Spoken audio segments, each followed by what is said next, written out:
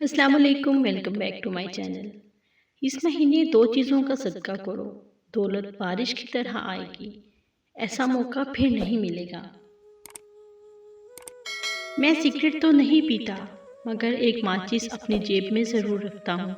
جب کبھی گناہ کرنے کا دل چاہتا ہے تو میں ماچس کی تیلی جلا کر اپنی ہتھیلی پر رکھ دیتا ہوں اور کہتا ہوں، محمد علی، اگر تم یہ آگ برداشت نہیں کر سکتے تو دوزخ کی آگ کیسے برداشت کرو گے؟ تمہاری پریشانیاں تمہاری ناشکری اور بے ادبی سے جڑی ہوئی ہیں۔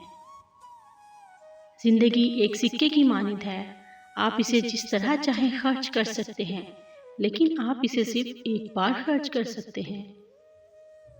غصہ اور قانون دونوں بڑے سمجھدار ہیں، کمزور کو دبا دیتے ہیں اور طاقتور سے دب جاتے ہیں۔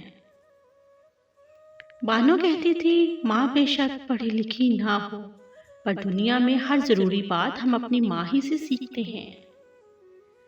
جانور اپنے مالک کو پہچانتا ہے، لیکن افسوس انسان اپنے خالق کو نہیں پہچانتا۔ دوست کی غیر موجودگی میں اس کی غیبت نہ کرو۔ نافرمان بیٹی نافرمان بیوی ثابت ہوتی ہے۔ اگر آپ یہ جاننا چاہتے ہیں کہ پانی کتنا گہرا ہے تو کبھی اپنے دونوں پاؤں کا استعمال نہ کرنا۔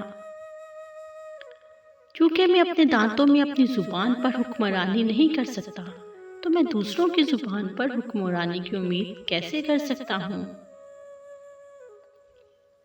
اگر آپ اپنے دشمن سے راز چھپانا چاہتے ہیں تو اپنے دوست کو بھی کبھی مت بتائیں۔ انسان کی زبان نرم اور ہڈی کے بغیر ہوتی ہے، پھر بھی اس کی وجہ سے آدمی کی کمر ٹوٹ سکتی ہے۔ زندگی کے ہر شعبے میں غربت ایک بہترین استاد ہے۔ اچھے لوگوں کی سنگت میں رہا کرو، سنار کا کچڑا بھی بادام سے مہنگا ہوتا ہے۔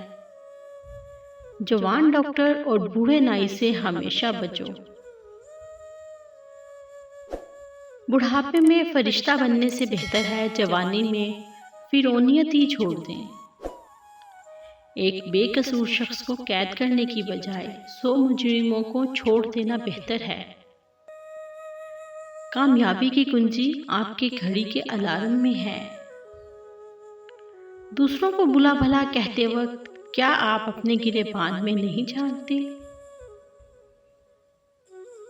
اس مہینے دو چیزوں کا صدقہ کر دو، دولت بارش کی طرح آئے گی۔ نمبر 1، غریب کو کھانا کھلا دو، اور نمبر 2، اپنی دولت میں سے کسی ضرورت مند کی مدد کر دو۔ امیر آدمی بغیر کسی وجہ کے کسی غریب سے ہاتھ نہیں ملا سکتا۔